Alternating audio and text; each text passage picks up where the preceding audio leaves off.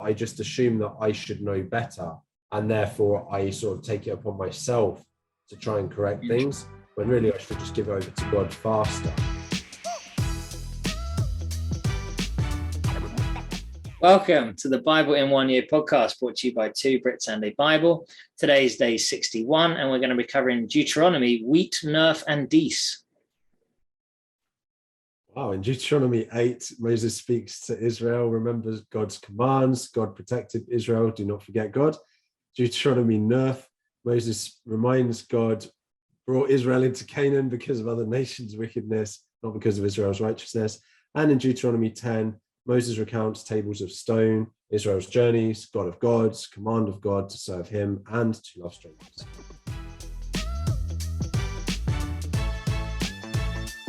Welcome to today's episode. Yeah, so that was a bit of French there by Adam, and I'm enjoying the fact that we have listeners from all different countries, some of which may not know that wheat, nerf, and deece are 8, 9, and 10. The really thumbnail will have told them, so they'll have got it by now.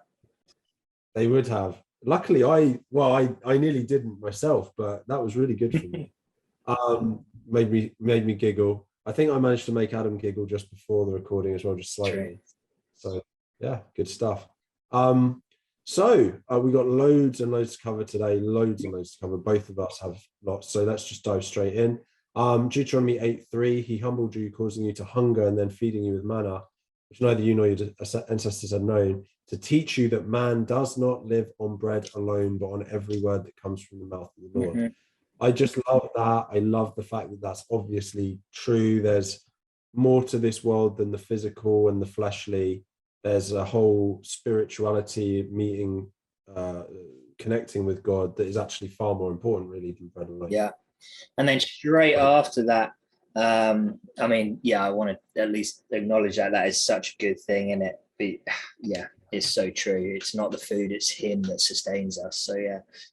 Straight after that, over the 40 years there in the desert, their clothes did not wear out and your feet did not swell. Like just mini miracles, basically. By now, my episode on the No Wet Fish podcast came out and I mentioned mini miracles, basically. And this is just, it's exactly that. How? These were not Primark clothes. These were like heavy duty, like proper Levi's or something.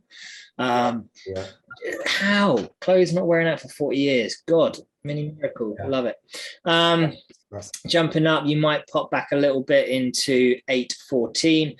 Basically, don't forget God when you receive your wealth, because then your heart will become proud and you will forget the Lord your God who brought you out of Egypt.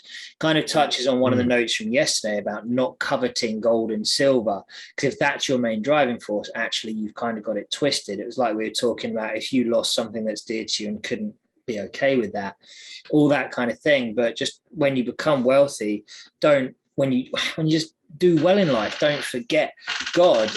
Pastor Jeff this morning of Movement Church in Woodstock was talking about keeping a prayer journal, because it's so good to look back and see how God has actually brought you through various different things.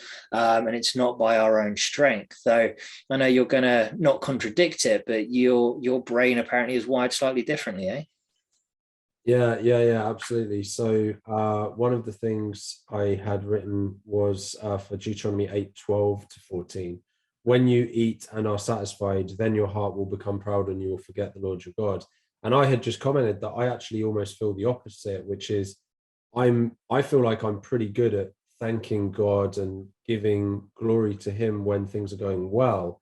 So for example, even today, I'm a teacher. I receive feedback sometimes from students. I got like a 5-star review and it was so positive, it choked me up, just made my eyes water a little bit with just like how positive they were towards me. And it was easy for me to turn that to God. Whereas when things are going wrong in my life, I know a lot of people find it easier to turn to God then and say, God, where are you? Or God, help me, or whatever.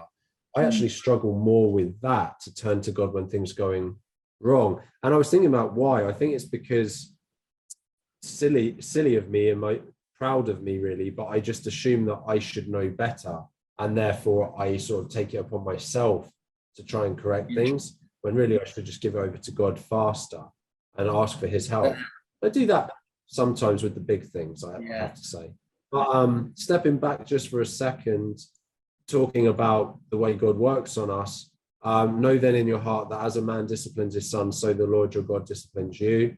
So I just think that often we also need to remember that suffering can, in some circumstances, be a blessing, and that links to the book of James, for example. You know, God will work on us, and it won't always be a bed of roses. Yeah, even Joseph being in jail and stuff like that, they didn't want to speak. It's working on him during that. To kind of tie in with what you were saying there about, acknowledging God in the good things as well. I like it in 9 verse 3. It's saying that God goes ahead of you to fight the battle and win the victory. It's our job to step in and take it. But whether you're in a spot where things are great or things are tough, actually, God is still there. He's actually doing this. He's fighting the battles and winning, but we still need to take action to step into that as well. And I guess that just occasionally we all need a reminder of that, don't we? Absolutely. Yeah. I'll go to Deuteronomy 9:6 then. So slightly changing gear, I suppose. Understand then that it is not because of your righteousness that the Lord your God is giving you this good land to possess. For you are a stiff-necked people. It reminded me of something that Matt Chandler said, and I think this does kind of tie in that God goes ahead to fight the battle and win the victory. All of this ultimately is for the glorification of God. That's what Matt Chandler was talking about. All of this is for God's glory. And so it's not that the Israelites were better than anyone else really or anything like that. It's literally to the glory of God. Look what I can do. I can take slaves from Egypt and I can bring them into the land flowing with milk and honey. I can do anything. I am the Lord your God. And it doesn't matter how stiff-necked they want it to be. He will work through even the worst of sinners and still make it happen. So, and he offered basically God in this, and it later on in Deuteronomy 9:14, God said, let me alone so I may destroy them and blot out their name from under heaven, and I will make you into a nation stronger and more numerous than they.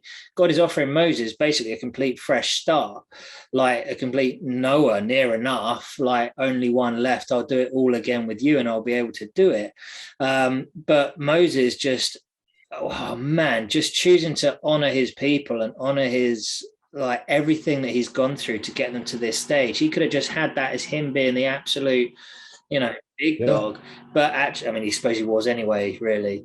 But he's chosen to still honor the Israelites as a nation. And that's just, I don't think I'd be able to do that either, to be honest with you.